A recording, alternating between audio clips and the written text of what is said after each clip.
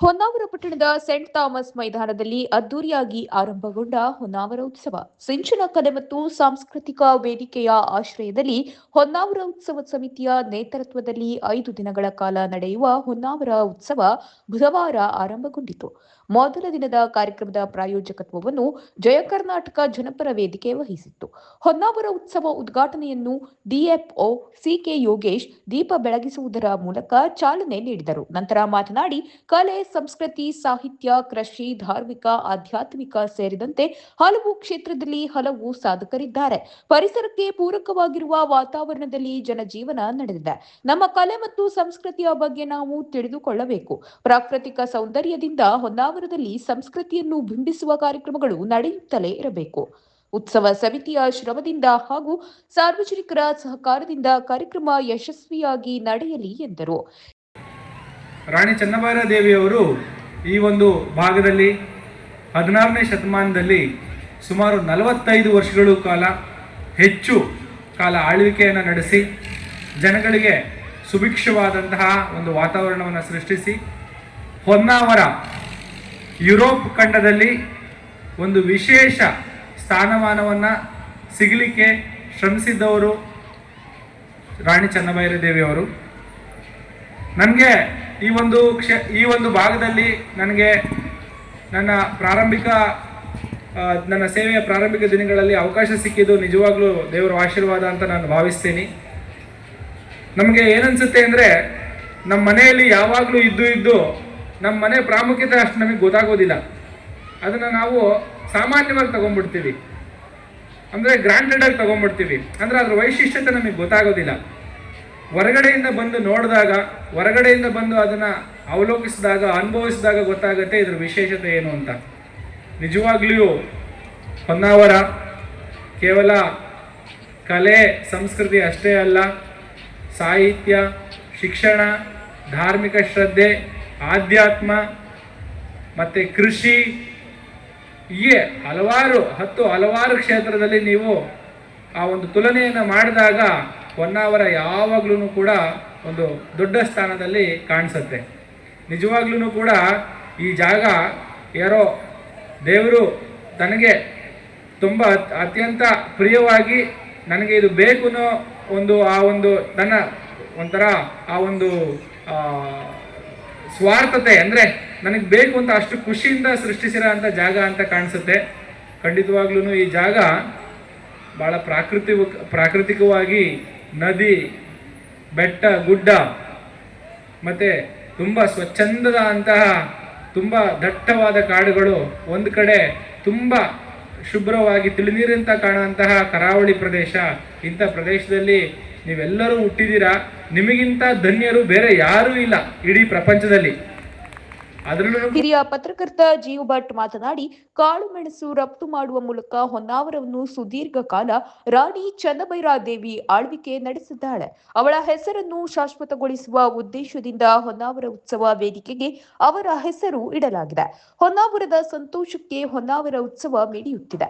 ದಿನವಿಡೀ ದುಡಿದವರಿಗೆ ಮನಸ್ಸು ಸಂತೋಷಗೊಳ್ಳಲು ಇಂತಹ ಮನೋರಂಜನಾ ಕಾರ್ಯಕ್ರಮ ಪ್ರಯೋಜನವಾಗಲಿದೆ ಎಂದರು. ಬೈಂದೂರು ಮತ್ತು ಸಾಗರ ತಾಲೂಕನ್ನು ಆಳಿರ್ತಕ್ಕಂಥ ಮಹಾರಾಣಿ ವ್ಯಾಪಾರ ವ್ಯವಹಾರಗಳಿಗೆ ಸಹಾಯ ಮಾಡಿದರು. ಎಲ್ಲ ಜಾತಿಯವರಿಗೆ ಇಲ್ಲಿ ಬದುಕೋದಕ್ಕೆ ಅವಕಾಶ ಮಾಡಿಕೊಟ್ಟರು. ಕಾಳು ಮೆಣಸನ್ನು ರಫ್ತು ಮಾಡುವ ಮುಖಾಂತರವಾಗಿ ಪೆಪ್ಪರ್ ಕ್ವೀನ್ ಅಂತ ಪ್ರಸಿದ್ಧರಾದಲು. ಪೋರ್ಚುಗೀಸರೊಟ್ಟಿಗೆ ಯುದ್ಧ ಮಾಡಿ ಅವರು ಈ ಕಡೆ ಬರೋದನ್ನು ತಪ್ಪಿಸಿದ್ಲು. ಎಲ್ಲ ಸಮಾಜದವರಿಗೆ ಬದುಕೋದಕ್ಕೆ ಅವಕಾಶ ಮಾಡಿಕೊಟ್ಟರು. ಕಾಳು ಮೆಣಸು ಬೆಳೆಯೋದನ್ನು, ಅದನ್ನು ಪ್ರೊಸೆಸ್ ಮಾಡೋದನ್ನು, ರಫ್ತು ಮಾಡೋದನ್ನು, ತಾನು ಜೀವದುದ್ದಕ್ಕೂ ಬ್ರಹ್ಮಚಾರಿಯಾಗಿ ಉಳಿದು ಕೊನೆಯ ತನಕೂ ವಿವಾಹ ಆಗದೆ ನಮ್ಮವರದೇ ಒಂದು ಪಿತೂರಿಯಿಂದ ಅವಳು ಜೈಲು ಸೇರಬೇಕಾಯಿತು. ಉಪವಾಸ, ಸಲ್ಲೇಖನ ವೃತ, ಜೈನ ಮಹಿಳೆ ಅವರು ಸಲ್ಲೇಖನ ವೃತ ಸ್ವೀಕರಿಸಿ ಉಪವಾಸ ಉಳಿದು ತನ್ನ ಜೀವವನ್ನು ತ್ಯಜಿಸ್ತಾಳೆ ರಾಣಿ.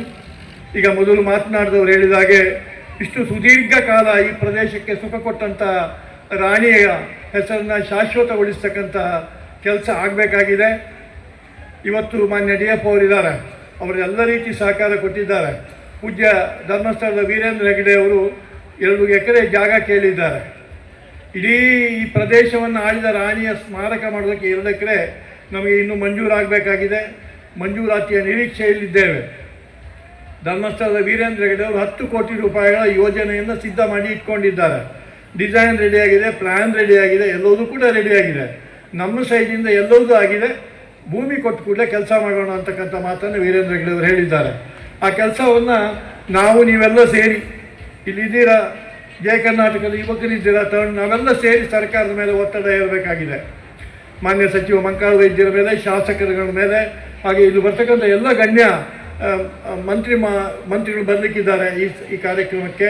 ಅವ್ರ ಮೇಲೆಲ್ಲ ಒತ್ತಡ ಹೇರ್ತಕ್ಕಂಥ ಕೆಲಸ ನಾವು ಮಾಡಬೇಕಾಗಿದೆ. ಯಾಕೆಂದರೆ ಸಮಯ ಮೀರುವ ಮೊದಲು ಅವಕಾಶವನ್ನು ಬಳಸಿಕೊಂಡು ಒಂದು ವಿಶೇಷ ಆಕರ್ಷಣೆಯಾಗಿ, ಹೊನ್ನಾವರದ ವಿಶೇಷ ಆಕರ್ಷಣೆಯಾಗಿ ಚನ್ನಭೈರಾದೇವಿಯ ಥೀಮ್ ಪಾರ್ಕ್ ಬರಬೇಕಾಗಿದೆ.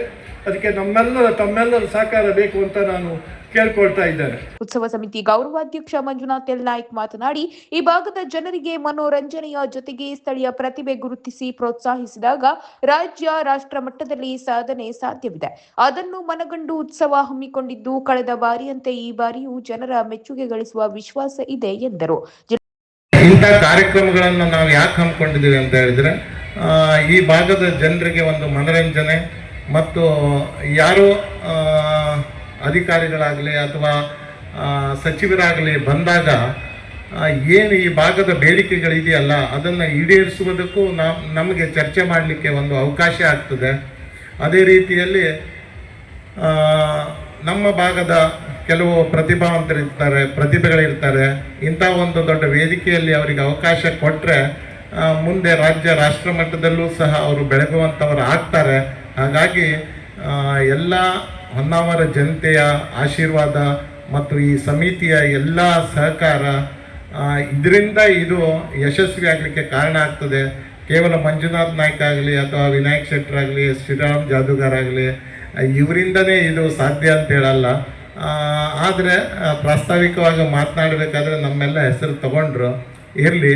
ಆದರೆ ಇದರ ಯಶಸ್ಸಿಗೆ ಕಾರಣ ನೀವು, ನಿಮ್ಮ ಸಹಕಾರ, ನಿಮ್ಮ ಒಂದು ಕಾಳಜಿ, ನೀವು ತೋರಿಸ್ತಿರುವಂಥ ಪ್ರೀತಿಯೇ ಈ ಒಂದು ಕಾರ್ಯಕ್ರಮ ಇಷ್ಟು ಅದ್ಭುತವಾಗಿ ವರ್ಷದಿಂದ ವರ್ಷಕ್ಕೆ ವಿಜೃಂಭಣೆಯಿಂದ ನಡೀಲಿಕ್ಕೆ ಸಹಾಯ ಆಗ್ತಿದೆ. ಹಾಗಾಗಿ ತಮ್ಮ ಈ ಪ್ರೀತಿ ವಿಶ್ವಾಸ ಏನು ತಾವು ಈ ಹೊನ್ನಾವರ ಉತ್ಸವದಲ್ಲಿ ಬಂದು ಈ ಕಾರ್ಯಕ್ರಮವನ್ನು ಚೆಂದಗಾಣಿಸುವುದಕ್ಕೆ ಯಾವುದೇ ಅಡ್ಡಿ, ಆತಂಕ, ಯಾವುದೇ ಅಹಿತಕರ ಘಟನೆಗಳಿಗೆ ಅವಕಾಶ ಮಾಡಿಕೊಡದೆ ಈ ಹೊನ್ನಾವರ ಭಾಗದಲ್ಲಿ ಇಂಥ ಕಾರ್ಯಕ್ರಮವನ್ನು ನಡೆಸುವುದಕ್ಕೆ ತಾವೇನು